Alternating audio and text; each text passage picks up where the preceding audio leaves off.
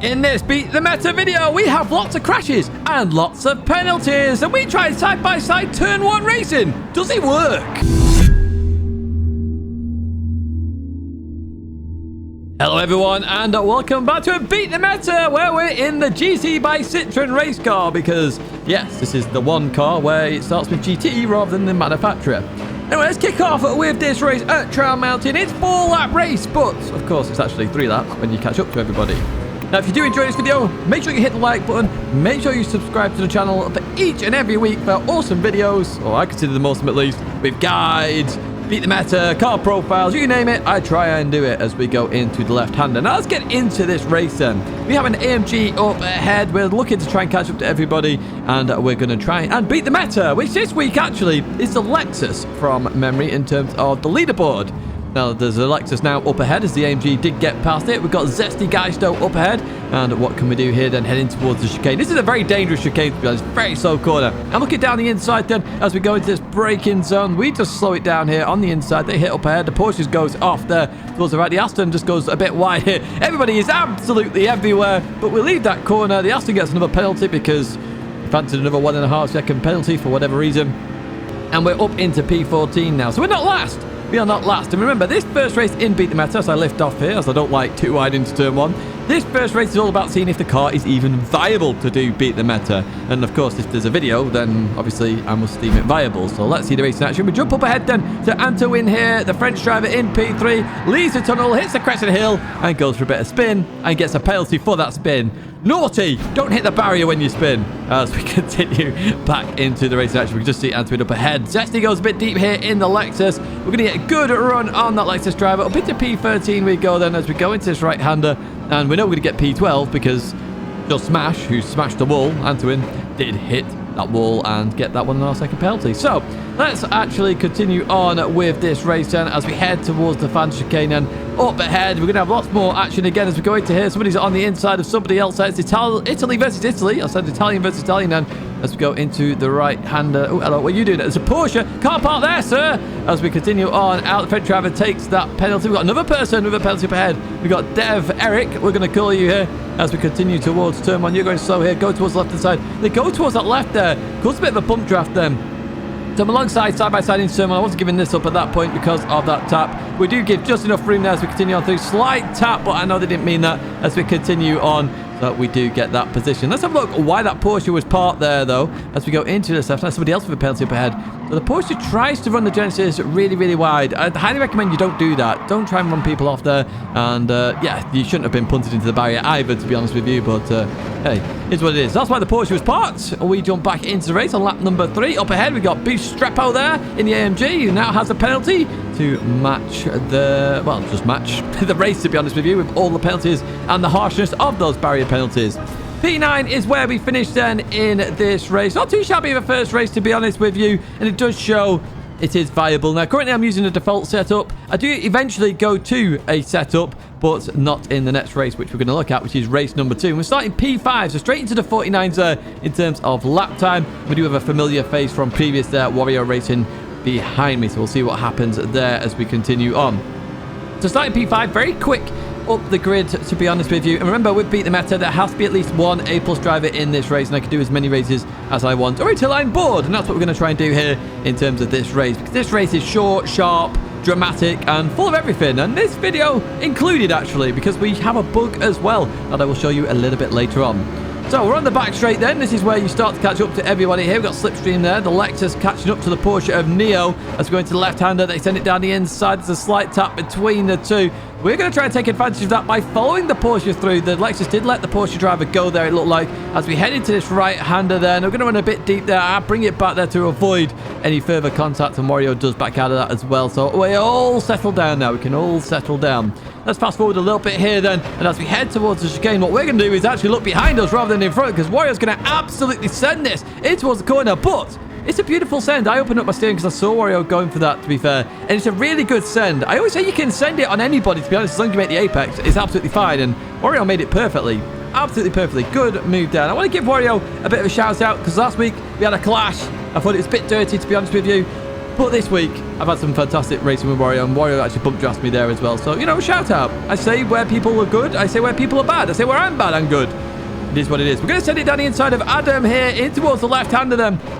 Side by side with the Lexus driver as we continue on through. That's going to be us up into P4 as we continue on out of there then. We're on purple at the moment, obviously, because, you know, it's lap number 2. I don't know why they can't lap 1. Sometimes they do, sometimes they don't. It's very odd. That Lexus is all over my exhaust at the moment, and that is the meta car here. The Citreon isn't the meta car here, okay? It definitely isn't as fast as that Lexus. Adam was looking down the inside then. That was a very, very interesting look there, but didn't quite work out as we head towards the chicane. But yeah, that Lexus definitely stronger than the GT by Citreon here, so it is a valid beat the meta. And some people do get confused with the term meta. It just means the best strategy. So in Daily Race B, for example, the best strategy, or in racing in general, is the best car. Pick the best car. Race the best car. That is the best strategy. So that's what people are doing. I go, no, I'm going to try and beat the best strategy in a non-good strategy. That is the Citreon apparently this week. You voted for the Citreon as well, and we'll talk about that at the very end. Now, I don't always win these either. We've got Neo up ahead in the Porsche 911, and you can see here, the Citreon's got quite good straight line speed, to be honest. Dixon up ahead has a penalty as well. I did back out of this because I saw Dixon up ahead. I was like, nah, I'm not forcing issues here. This is a good race. We'll see what we can do. Maybe we can get a P2. We're not going to win the race, so there's no point forcing an issue to try and go one position further up there. Neo, unfortunately, gets a penalty for track limits there. This daily race this week has been a bit lethal with penalties, let's be honest with you, as we head in towards the final chicane. I nearly rear-end Neo there as we go into that left-hander. Orio's got past the in fact, that Lexus has disappeared to Narnia. I cannot see them at all on that left-hand side. But Neo's going to take that penalty, and we're going to come home in P3 on the podium in the second race. Not too shabby at all. I will take that. We are starting to learn the car, but it was after this race I started to look for a setup. Now, I tried various little ones, but one I picked was actually a Porsche 911 setup by Invictus, I believe it was. Now, we all started in P4 for this one. We're down to a 49.3 then. This car can do 48 with a setup, and we have Flexi. Flexi said hello in the lobby. Say hello to you. Eton, of course, is normally watching some of these videos, so a shout out to you as well as we head towards left-hander. If you are enjoying this video, at the beginning, do subscribe to the channel. Do give it a like as well. It tells me you're enjoying it, and hopefully you are as well. So we continue on out there. 1.5 second penalty for a slight glance on the wall for Eton. So unlucky there with that penalty as we go into this right-hander. Gr.3 up ahead in the 48 is bolting away already in that BMW M6. Look how close they race there up ahead. Beautiful racing between the two as we go into this left-hander. Really good to see. Really nice to be a part of as well. And we get the front row racing action. How good is this? As we head towards the chicane, then we're going to go hard on the brakes. Flexi has got ahead then as we go into this left-hander. We're going to be behind the Haribo machine there as we go into the right. Let's bolt it out of here then. Let's fast forward a little bit as well because we're now going to get P3 then. And we're going to see if we can catch up to the Austrian driver up ahead and get into P2. Maybe chase Gr.3. Through the right we go then. And a 1 second penalty for the Austrian driver up ahead. That isn't good, but that's not going to be the be-all and end-all of the penalties for the Austrian. So what we're going to do is jump on board and let's have a look exactly what happens then. So let's jump on board the Austrian driver as we go into the right-hander. Coming on, penalty on the inside there is to hit the invisible barrier. Doesn't do that. As we continue on, they're going to tap the left-hander there. That's another 1.5 second penalty for you. I hope you're learning your lesson right now. Apparently, as you go into the tunnel, another clip there, 4 seconds. Oh dear, it goes from bad to worse because as you leave, you hit the barrier again. 5.5 seconds of penalty. Yeah, I would probably give up as well at that point. Not your day. It's one of those where you lose the rhythm on trial mounted and you just end up hitting every other barrier. I love this camera, by the way, Gran Turismo. Can we have static cameras, please, that we can pick? It would be nice. We're going to come home in P2 in the end. We broke away from the battle behind and we couldn't catch Gr.3 ahead. Well played to Gr.3 there in that BMW M6 GT3 Sprint model. A car we still have yet to race ourselves. We'll talk about that a little bit later on. We jump to race number 5 then. This is a warm-up race actually that I did a couple of days later. So notice I've had a haircut. Hey, happy days, a haircut.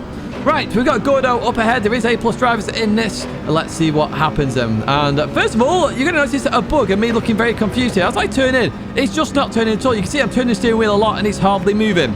How to fix this bug, and it's only on the GT Pro, folks. It might be on the Extreme as well, just variants of the GT wheel.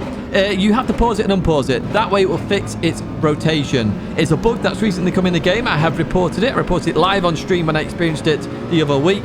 So it is hopefully being investigated. Lots of people have confirmed the bug as well. Just pause the game and unpause it very quickly, and that should fix your steering problems, okay? It's a very quick fix. You will experience it in time trial. You'll experience it in races. It just happens on the fly. As we nearly rear-end Gordo there into the chicane. Gordo broke a little bit early, I would say, but made the corner up to Gordo where they break, and I took evading action by breaking in a straight line and going on the grass a little bit there. So hopefully you appreciate that one, Gordo. Right, that number 3. Here we go into the chicane. So I broke really early this time. Notice that I am having to trail brake all the way to the corner at that point because it was a bit too early. But we are right behind Gordo, and we're looking to go on to the final lap then in a bit of a race here for P1, and this could mean a beat the meta. Now, weaving, you know me, I do not like weaving. Weaving is considered dirty driving. You will have one move, it's a defensive move, and then you can return to the racing line.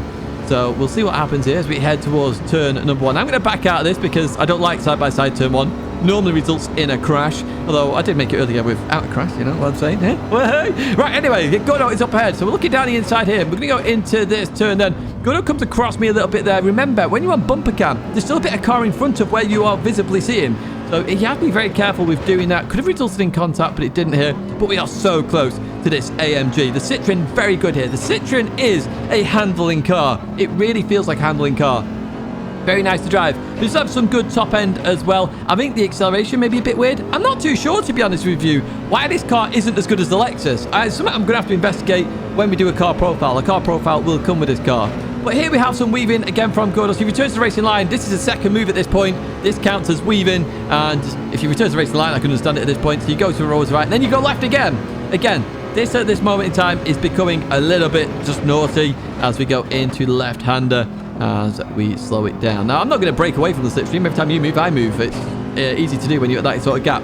Good look up here then. Very hard to get this move done. And we do back out of this as we go into this right-hander. But I'm going to start racing you very hard towards the end of this race with that weaving in, well, that happened in this race. So we're going to go in towards this left-hander then. Slowing it down nicely. We don't normally get a full last lap race, but here we go. We're going to have it then. As we continue on down here, Gordo is going to go defensive. Of course you are. That's the only way you can do this. As we jump on board Gordo then into this. I'm going to brake around the outside. This was better on the brakes for sure. And as we go through here, I am alongside at this moment in time. And Gordo's sort of was just there. A bit of net code in there as well because we weren't actually touching each other. But I was alongside there. I took the corner. Gordo backed out of it. And we do take that victory then as we jump back on board and we head towards the line. That is another beat the meta done and dusted in the GT by Citreon race car. And there we go. So an interesting race. We had bugs. We had very hard racing and questionable weaving. But we did make it work there as we get the victory. Happy days indeed. I did say I shared a setup. I always share my setups where I use a setup. So this is actually Invictus's Porsche setup that we've got saved on Discord. So you can see all the blue line, blue coloured numbers. Why did I say blue light? I'm not too sure. They're the changes I've made. Very easy setup. It does make it quite oversteery, so do be careful if you do use this setup. Makes it very oversteery, actually. Not even quite oversteery. You just keep that in mind. Brake balance was on +5 as well. So there you have it. The Citreon is now, it's not P9. It's just 9th on the board there because it's alphabetical. We've 90 votes. We got first. You voted there, and that was the second highest car at the time when I started this. So well played by you guys for picking that car because it did seem quite viable, and it actually does feel like a very good mid-pack car, if I'm brutally honest. It really does. I'll see how it turns out in the car profile, of course, and do make sure you are subscribed to check that out because that means we do all the tests. We see what it's like on fuel and tyre wear and everything in between. So there are 10 other cars we've done beat the meta with. You can see right there, some with lots of votes, some with not so lots of votes. We started the voting system during that process.